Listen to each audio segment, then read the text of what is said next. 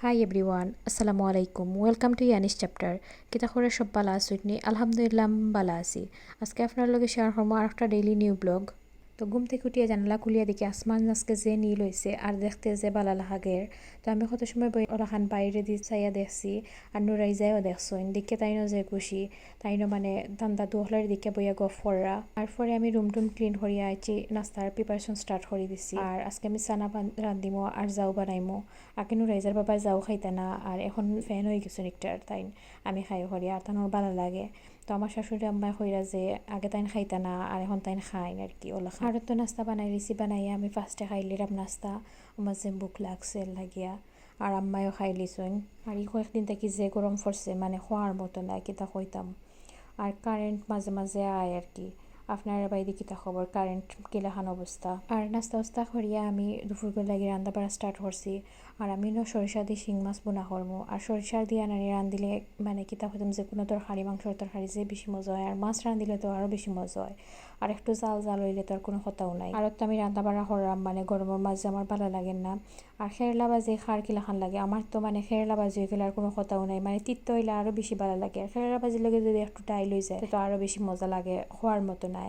সেও মানে তিত্তা লাইক করি না বাট আমার যে ভালো লাগে। তো আমি রান্না বাড়া শেষ করছি করে দেখি নুরাইজার বাবা চা খাই গেছিলা। আইতে সময় আমরা লাগি স্যান্ডউইচ আনছইন, রোল আনছইন। আর এগুন থেকে তো আমার মানে একটু ভুক লাগছে রান্না হইয়া, তো আমি খাওয়াত লাগি গেছি।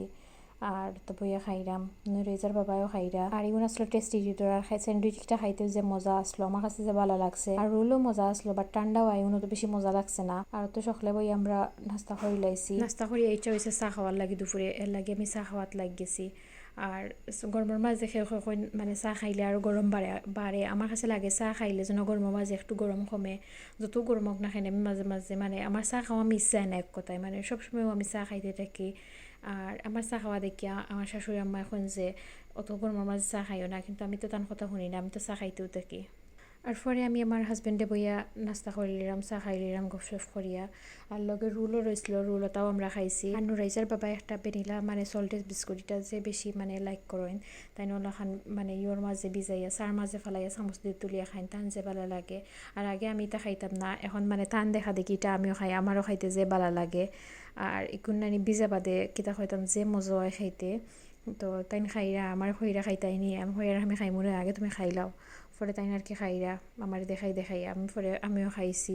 পরে চা খাইয়া আমি গেছি গোসল করিয়া নামাজ টামাজ পড়িয়া আইছি খানিত। আর খেরলা বাজি কিন্তু মানে কিতা খাইতাম যে মজা আসলো। আর লগে নাগামরিচ হইলে তো আরও বেশি মজা লাগলো অনেক, কিন্তু আজকে গরু নাগামরিচ আসলো না, এর লাগে পরে খাইতাম পারছি না। কিন্তু আমার কাছে যে ভালো লাগে নুরাইজা বাবা তিত্তা বেশি লাইক করি না, এর লাগে খেরলা খাই না, মানে একটু কম হইলে খাই আর বেশি হইলে খাই না।